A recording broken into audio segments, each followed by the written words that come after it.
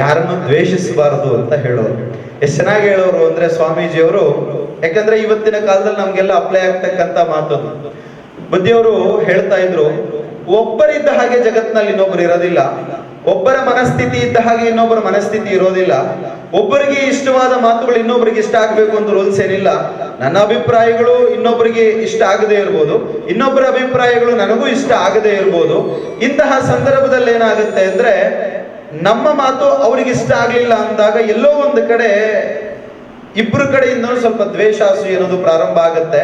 ಅದಕ್ಕೆ ಸ್ವಾಮೀಜಿ ಹೇಳೋರು, ವೈಚಾರಿಕವಾಗಿ ಎಷ್ಟೇ ವಿರೋಧ ಇದ್ರು, ಅವ್ರು ಯಾರೇ ಆಗಿರ್ಲಿ, ವೈಚಾರಿಕವಾಗಿ ಯಾರೊಂದಿಗೆ ಎಷ್ಟೇ ವಿರೋಧದಲ್ಲಿದ್ರೂ ಕೂಡ ವೈಯಕ್ತಿಕವಾಗಿ ಮಾತ್ರ ಯಾರನ್ನ ಯಾರೂ ದ್ವೇಷಿಸಬಾರದು. ಪ್ರೀತಿ ವಿಶ್ವಾಸ ಮಾತ್ರ ಶಾಶ್ವತ. ಜೀವನ ತುಂಬಾ ಸಣ್ಣದು, ಆ ಜೀವನದಲ್ಲಿ ದ್ವೇಷಿಸುವಷ್ಟು ಸಮಯ ಮನುಷ್ಯನಿಗಿಲ್ಲ.